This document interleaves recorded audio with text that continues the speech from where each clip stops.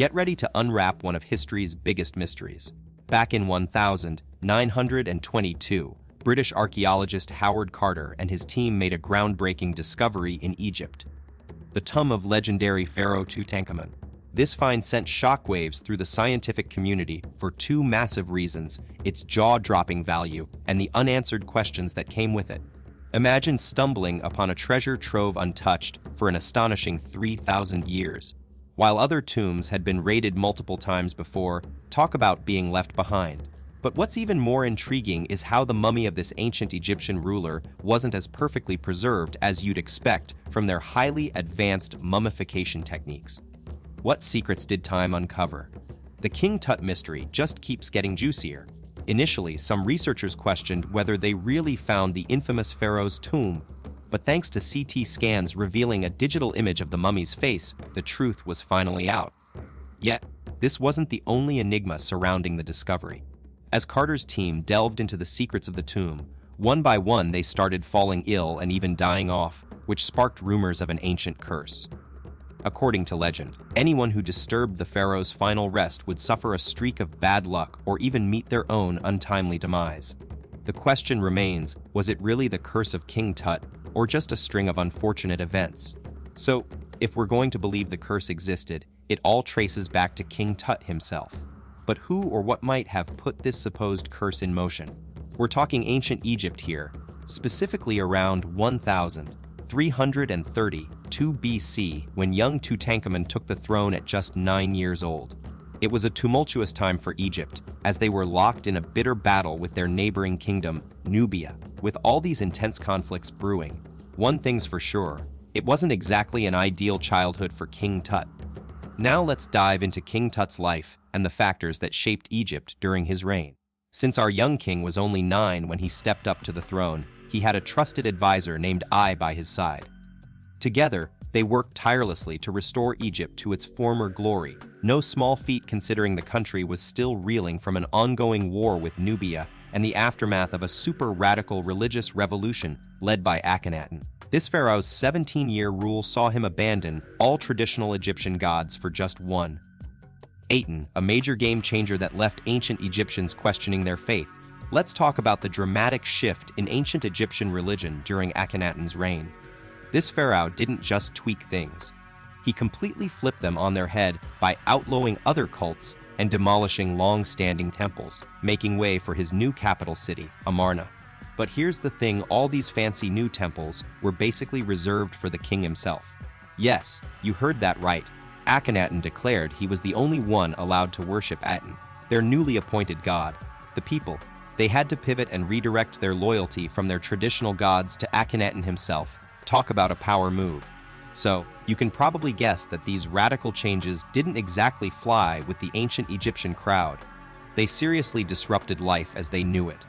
The once respected pharaoh, Akenatan, was later labeled a heretic and all evidence of his existence erased, literally. His name vanished from public records as if he never existed. But here's where things get really interesting. His own son, Tutankaman, couldn't bring himself to forget the man who came before him. Akenatan left an indelible mark on young Tutankaman. Tutankaman might have been the new king, but he was also stuck dealing with some serious baggage. His dad's poor choices had left the kingdom in shambles. But here's a mind-blowing twist: before he even took his first breath, Tutankaman was already facing a mysterious identity crisis. Scientists have found remains that could be Nefertiti's hidden near Amenhotep Ares' burial site, which would make her Tutankaman's mom instead of Akhenaten's queen. However, since Nefertiti wasn't technically the king's daughter, she couldn't join Amenhotep in the afterlife. Talk about an eerie and ancient family drama. Fast forward to 2010, DNA tests busted the Nefertiti mystery wide open. She wasn't the mom after all. It turned out to be an unidentified daughter of Amenhotep III, making her Akhenaten's sister and Tutankaman's aunt. But here's where it gets really wild.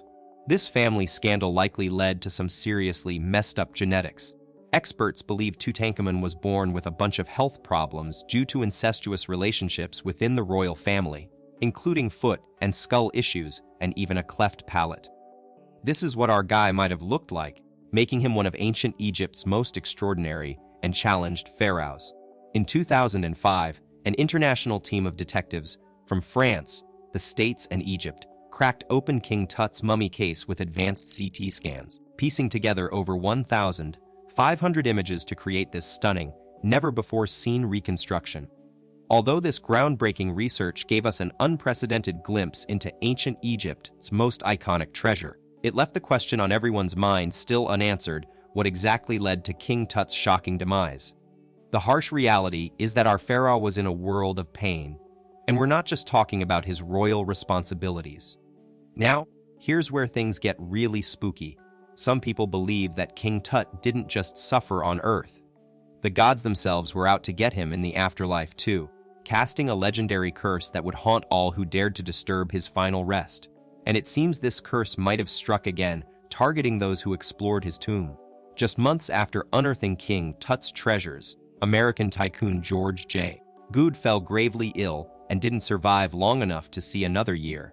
And if that wasn't eerie enough, the 5th Earl of Carnarvon, Howard Carter's partner in crime, also succumbed to an unknown illness just a year after stepping foot inside the tomb. Coincidence? You decide. But here's where it gets even more mind-blowing. Just 5 months after George Good took his last breath, another Herbert family member, Colonel Aubrey, a seasoned explorer and diplomat, fell victim to sepsis, leaving many wondering if the curse was spreading its dark magic. Now, as we dive deeper into King Tut's mysterious tale, it turns out that even the boy pharaoh himself might have met an untimely demise due to infection. Yet, despite almost a century of intense research, the scientific community remains divided on this very question. What really killed Tutankaman? Was it a deadly blow to his head, or something far more sinister, like a lethal illness? The debate rages on, leaving us with even more questions than answers. Let's go back to the investigation. Scientists spotted some bone fragments inside King Tut's skull on X-ray images taken way back in the 60s. A telltale sign of a severe head injury, maybe even a fatal one. But that wasn't all. The mummy showed signs of a broken leg and a shocking missing rib cage. Some researchers think they know what could have caused this: a chariot crash. And get this, it might not have been just a single collision, but two. The main person on their suspect list, King Tut's trusted advisor A. Was he involved in a deadly plot against the pharaoh, or was it just a horrific accident? So, who stood to gain the most from King Tut's untimely demise?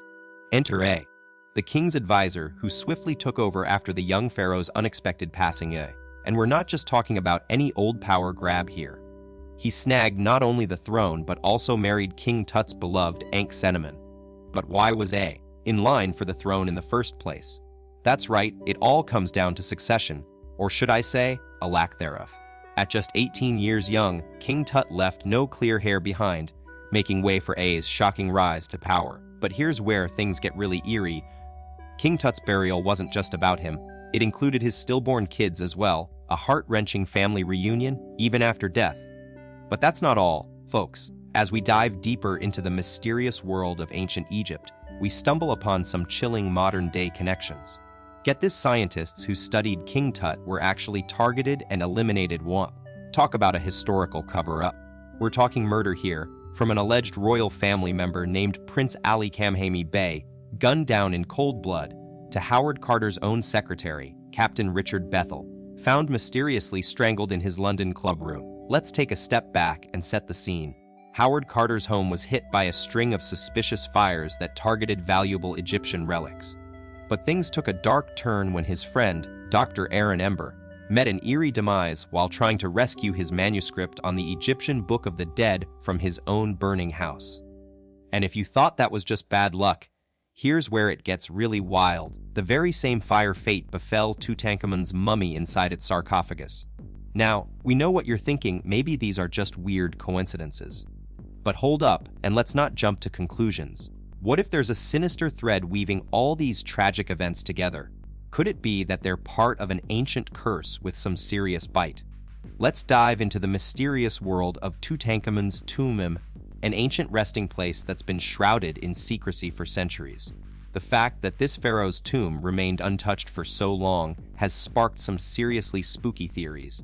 Did people genuinely believe they'd incur the wrath of the gods by disturbing his rest?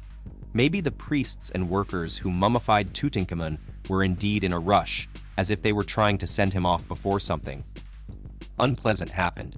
And then there's the eerie delay between unsealing the tomb and opening its innermost secrets. 3 long years of carefully unwrapping treasures and unearthing 5 burial shrines, not to mention 3 sarcophagi. Can you feel the tension? For those archaeologists, the question lingered, was this really Tutankhamen's tomb, or had they stumbled upon something else entirely? You won't believe what archaeologists discovered inside Tutankhamen's tomb, a puzzle that left them scratching their heads. As they dug deeper, they found tons of artifacts with names like Akenatan and Amenhotep III, but no clear signs of our boy King Tut. And then there were the coffins. 3 human-shaped sarcophagi nested inside each other, like Russian dolls, along with fancy wooden shrines. But here's where things get really bizarre. When they put all these layers together, Tutankhamen's feet kept sticking out. So, what did they do? They chopped them off. Yes, you heard that right. Howard Carter found the poor pharaoh's amputated toes at the bottom of the sarcophagus, a grim reminder that ancient Egypt was no laughing matter. Here's the twist you won't see coming. Did you know the middle coffin inside Tutankhamen's tomb wasn't meant for him? It was actually designed to fit a female pharaoh named Nefertiti, who ruled back in Akenatan's time. Her name pops up on some walls of King Tut's tomb, and it seemed like she lived a life full of mystery. Howard Carter thought the king might have been buried with her coffin because his own tomb was still under construction. After all, when pharaohs die unexpectedly, their tombs aren't always ready yet. So, in a nutshell, the middle woman-shaped coffin wasn't a mistake, but rather an unexpected burial that changed history. So, what happened when Egyptologists finally opened the last coffin? They got an eerie shock. The mummy inside was blackened, like it had been through a fiery ordeal. But here's the weird part, it wasn't a burning building or a curse that did it. It turns out, the embalmers used way too much oil and resin in their preservation process. When they sealed King Tut's tomb, this flammable combo sparked an unexpected blaze inside his sarcophagus. Talk about a royal burn, and if that weren't enough, the solidified liquid stuck those linen bandages together like glue, making it super tough for archaeologists to unwrap the mummy. They had to carefully peel off each layer one by one, piecing together the puzzle of King Tut's mysterious past. The final unwrap was a real challenge. King Tut's mummy had literally been stuck to the bottom of his coffin by that super strong resin. To get him out, researchers had to cut their patient into manageable pieces. Now, you'd think it was just human error or laziness on behalf of the ancient embalmers that led to this mess. But here's a surprising twist. The Egyptians held their pharaohs in high esteem. They believed mummification was all about preserving strength for the afterlife journey, getting closer to those gods. So, these skilled undertakers were actually working with reverence and care, but maybe just a bit too much of that oily preservative. Let's talk about their treasure trove of knowledge, the Book of the Dead. This ancient guidebook outlined every step of the mummification process and the spiritual journey that came next. According to these sacred texts, a pharaoh's heart played a crucial role in their afterlife reign. It was thought to be the source of their power and authority. But when we examine King Tut's mummy, something strange catches our eye. There's no sign of his heart. Instead, he's been given a special scarab-shaped amulet, a symbol of rebirth and protection. What gives? Was this an honest mistake, or did the embalmers have a different plan up their sleeves? You won't believe what some of King Tut's mystery began to unravel. But first, let's switch gears and look at something equally intriguing: the untimely passing of Howard Carter's secretary, Richard Bethel. What makes this story even more bizarre is that his official cause of death was listed as a heart attack, despite no history of heart disease. Fast forward to King Tut's mummy, where we find a totally different kind of damage: a hole in the skull. That's not all. CT scans revealed it wasn't an accident and didn't occur before he died. The blow was premeditated and made during mummification. So who could have inflicted such harm on Egypt's golden boy? Let's get into some seriously weird mummy business. You know how ancient Egyptians would typically scoop out a mummy's brain through their nostrils? Well, not in King Tut's case. Instead, someone just drilled a hole straight into his skull. And it doesn't stop there. The standard embalming cut to remove organs is usually discreetly done on the side of the abdomen. But for some reason, they took an entirely different approach with Tutankaman, making a ginormous diagonal incision from hip to navel. Talk about unconventional. What could have led to such unorthodox mummification methods? The mystery deepens. So, what do we think was going on with King Tut's hasty burial? Maybe his team of undertakers just wanted to wrap things up fast. They might have been spooked, worried that whatever killed the young pharaoh would come after them too. There's another theory. Rameses the Great, the legendary ruler who came after Tutankaman and totally revived Egypt's power, could have had a hand in this.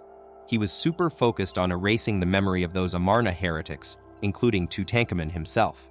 In fact, to make sure his own legacy stood tall, Rameses even ordered new tombs to be built right on top of Tutankaman's, making it basically impossible for anyone to find or disturb the boy king's final rest. It's mind-blowing that even the people back then thought King Tut's tomb was lost forever. Can you imagine being so close to this incredible discovery and still having no idea it existed? And now, some super smart scientists are rethinking the whole curse thing. They're thinking maybe those weird burial practices were actually a result of the ancient Egyptians trying to fight off an unknown illness that might have been spreading like crazy.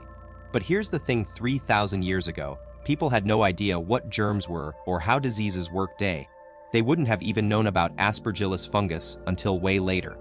So, was it infection, accident, or something else entirely that took King Tut's life? The mystery remains, and we're still searching for the real answer. You know how we mentioned Aspergillus earlier? Well, it just so happens that scientists found this exact fungus growing inside King Tut's tomb. It's pretty cool and also a little spooky.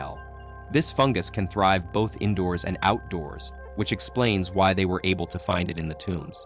What's even more interesting is that Aspergillus can cause serious infections in people with weakened immune systems, like our own expedition team members Jay Goad, Lord Carnarvon, and his brother-in-law Aubrey Herbert, 3 of whom sadly passed away after being part of Howard Carter's epic discovery. Now let's get into what really killed King Tut. It wasn't just one thing, but a combo of bad luck and a weakened immune system. Scientists found that the Egyptian pharaoh likely suffered from infections like Aspergillus, as we talked about earlier. But there was also some serious physical damage going on. He had a broken leg and a shattered rib cage. And if that wasn't enough, scans showed that Tutankaman had a rare bone condition called vascular necrosis. Basically, his bones were starving for blood. It's crazy to think that despite all this pain, King Tut still used a cane throughout his life, which has been confirmed by the artifacts found in his tomb. But here's the thing: those broken ribs we mentioned earlier, not so clear-cut. When they examined King Tut's mummy again, they discovered that his rib cage wasn't fractured after all. It was actually completely gone. That's right, thieves snatched them off in the 60s, along with a precious collar that rested against the missing bones. So, you can scratch that Chariot theory from the list of suspects. Now we're left with one prime suspect: an infection that ravaged the young pharaoh's body. And to shed even more light on this case, renowned Egyptologist Zahi Hawass led an incredible investigation in 2009 using advanced radiological and genetic tests on 11 mummies from the same dynasty as Tutankaman, including our boy himself. Now we have a new lead in our mystery. Egyptologist Zahi Hawass pinpointed that King Tut's demise might have been caused by a triple whammy, a blood disorder called vascular necrosis, a broken leg, and something unexpected: malaria. But before you think, oh, it was just a virus, let's set the record straight. Malaria is not a virus, but rather a parasite that spreads when female mosquitoes bite us. So, while this diagnosis might be the closest we've got to solving King Tut's death puzzle, there's another twist. Why did Carter's team members keep dying? The sudden, unexplained passings of these archaeologists left everyone scratching their heads for decades. Let's clear up the mystery surrounding Carter's team. It turns out that some of their deaths weren't so mysterious after all. Lord Carnarvon, for instance, died from pneumonia. But here's where things get interesting. It started with a tiny mosquito bite on his face, which he accidentally turned into an open wound while shaving.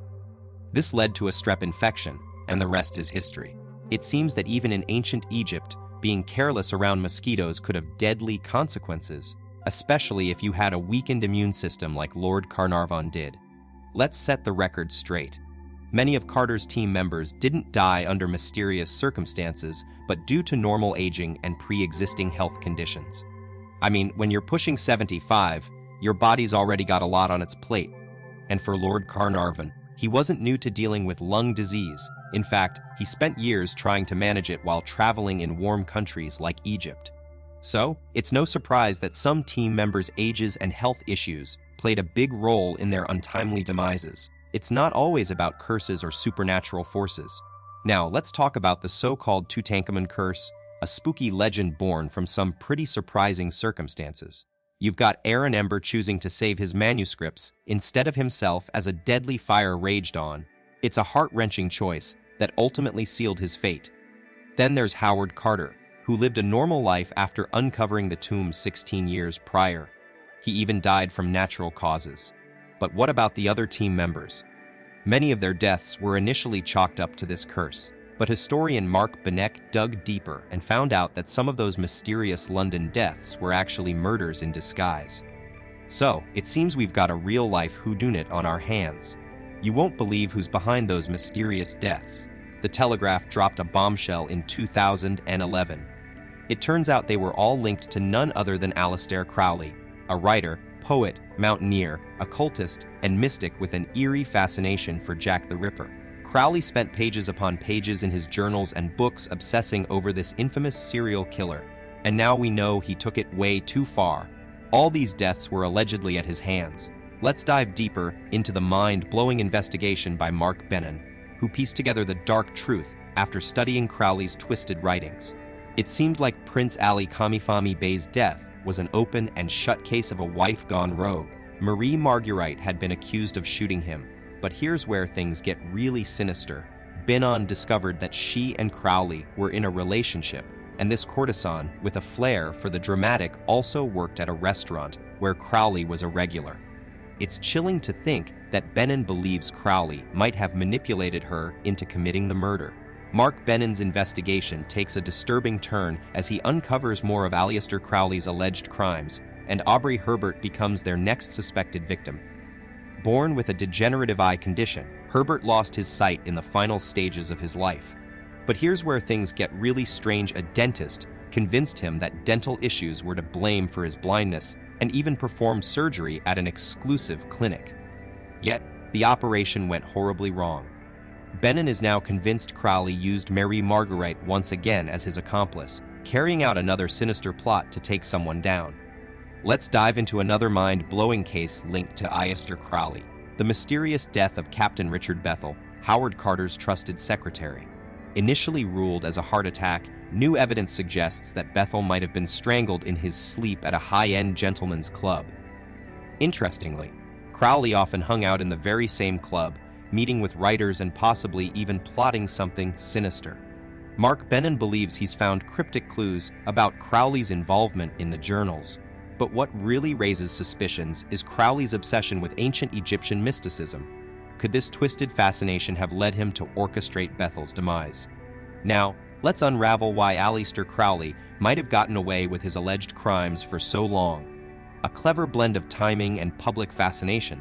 You see, Crowley often wrote about his twisted thoughts in his own books. But back then, people were too busy obsessing over another literary legend, Sir Arthur Conan Doyle.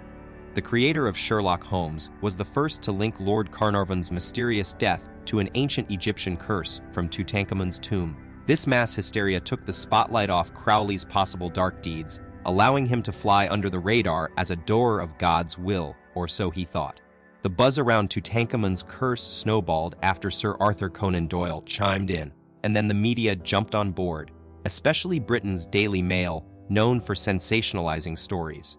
They linked each death connected to the expedition to the curse, from team members to even Howard Carter himself. But here's the twist. Even though Howard Carter dismissed Conan Doyle's claims as rubbish, the sheer number of unexpected deaths does raise some eyebrows. It's like a series of unfortunate events that just so happen to be connected to the tome's discovery. If you're still not buying into the curse theory, I've got another story to share. The tragic fate of Hugh Evelyn White, a brilliant historian and archaeologist who worked alongside Howard Carter, leaving us wondering, was it just bad luck or something more?